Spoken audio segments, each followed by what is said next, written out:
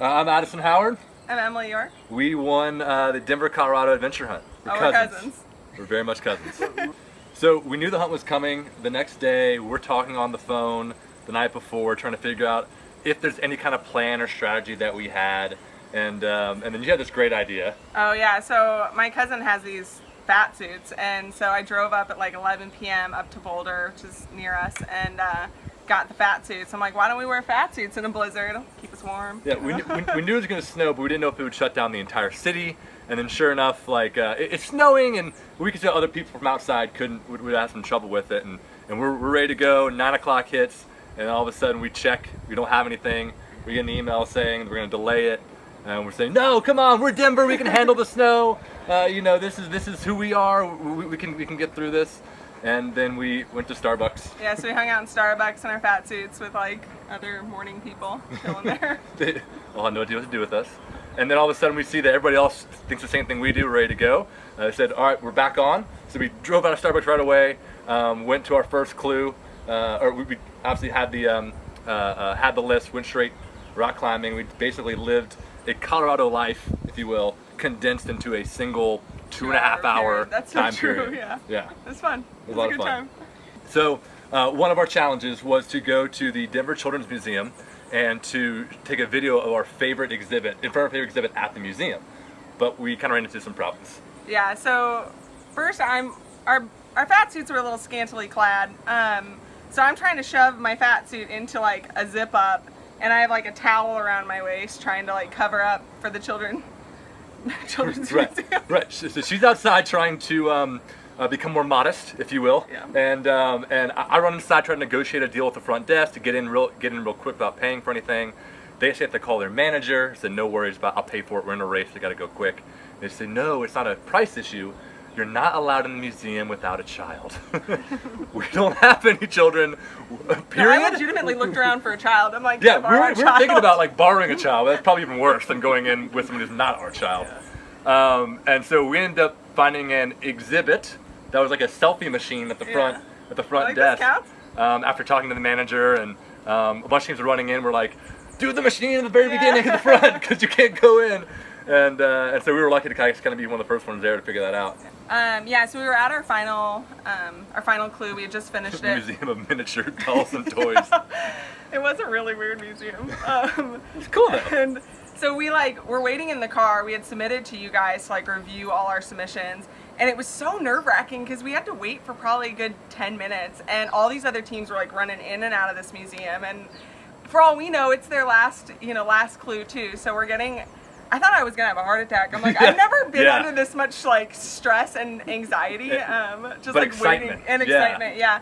So you guys came back with the clue, and I think we maybe, I don't even know. I think you might have started driving while we were watching it for the first time. Like we were out of there. Yeah. Well, I think once we got it, we started driving, and it started off with like a clip of like a cross country race, and I think it's that U2 song. I think.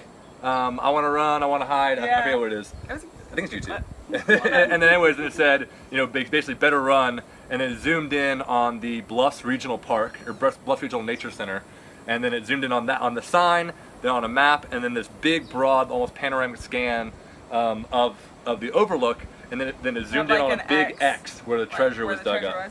I think the biggest obstacle was that when we, like the whole video shot in like sunny, green Denver. Dry. Yeah, dry. And Denver, the weather can be, like a storm can roll in like that. So that day was such a blizzard that by the time we got to that overlook, we were in a blizzard. Like it was actively snowing and close to whiteout. Yeah. And so nothing looked the same. So we're trying to find this like green tree or bush. We're gonna like send people to different parts of the park to say, you look from there and tell me if it looks like it might be here. Yeah. And we didn't have a shovel. But we had the ice pick or the ice scraper from the car and a stick we found on the ground, and we just started digging. We're like digging through the snowdrift, Yeah, and we were about to give up and go to a different spot. And I just had to give it like 2 more final swipes, and I hit something that felt like it could have been the treasure. I'm like, Emily, get the camera out. We need to record this to submit it as our final challenge. Naturally, I took a couple pictures. Yeah, instead of videos. But it was buried so deep in there that we couldn't get it anyway. So by the time that she figured out how to get the video, I was literally just pulling it out of the dirt right then, and we lost our minds. We lost our minds. Like, that was so exciting. Yeah, like we're driving back, and we're still like, did that just happen? Like, no, did that just happen? Are we going to Panama? We're like is calling this happening? people and they're like, I can't understand you. Yeah, Like, I freak can't out. believe this is happening, and we're going through all this stuff, and I mean, we didn't come down off of that That high? that high and that rush for probably a good 4, 5, 6 hours. And we've both done some crazy adventurous stuff, and I don't think I've had a high like that almost ever. I mean, that was crazy. Yeah, that was crazy. It was great. So we're being escorted up from the reception to our villa, and as we're walking in, our boy Joel decides to give us a tour of the place. And again, the two of us cousins have a beautiful villa, and we keep asking, are you sure this place is just for us?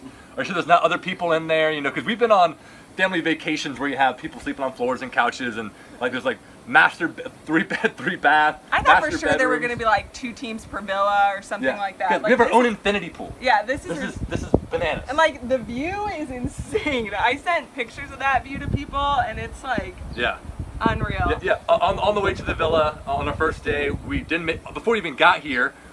We pulled over and saw sloths on the side of the road. Then we got a tour of pretty much the whole island, and Joel was just as excited, which was really fun. You know, he's showing us our villa, and we're freaking out, and he kind of is too, it made it even more excited. He's like, yeah, this is really for you. The whole place is fully furnished, you know, fully stocked with everything that you're going to need in terms of, you know, furniture and kitchen equipment, and the staff could not be more friendly. Like, it's like they're so excited to show you their island, and they're so excited for you to be excited. It's really a cool feeling. Yeah, it's almost been this internal struggle between, do we take the island life and relax, or do we choose between the 85 things we have offered to us? You know, it's all right. We have to plan out our zip lining and our cave tour and our scuba diving and our snorkeling and our seeing the sloths and the starfish and the monkeys and then part of you wants to like enjoy your infinity pool and your awesome villa. Right. It's like so. It's like well, we don't have time. We don't have time to enjoy our infinity pool because we're too busy zip lining and surfing and setting up hammocks on the beach and playing games. And today was my first time scuba diving here. Yeah, and I've been before. But we end up seeing. We were basically in a coral reef the entire time. We ended up going down to see a shipwreck. We saw a giant stingray. Giant stingray. I mean, one of the cool things for me, besides breathing underwater, was that I was about like literally swimming. You hear swimming with the fishes? I was literally swimming with a school of fish like a foot in front of me the entire time. So we were texting each other back and forth for like 3 days straight. Like, think we're gonna win it? I don't know we're like, wow, there's some other. I mean, because we saw the other teams, and we actually voted some other teams.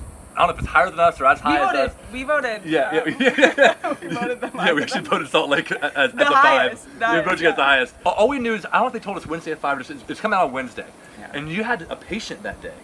And I'm sitting in my office like refreshing Gmail that's totally over right. and I'm like, over I'm not again. going to be available. Oh, we had a whole code. What was it? It was like we had emojis we were going to send each other.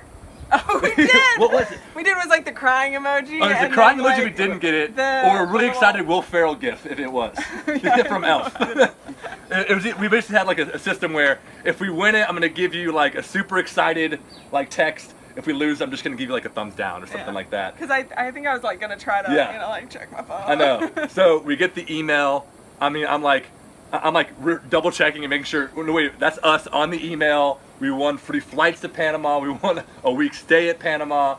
That was insane. Like, talk about a second like high. You win this trip. You're crazy excited, and then 3 days later you find out you won the airfare too. Like that was pretty cool. Yeah. I mean, I would say it's a great way to have a lot of fun with people that generally people you know. Let's say we would have a lot of fun with your friends and your family exploring your own city and adventuring in your own city. There are places I know that we went to that I'd never been before in Denver.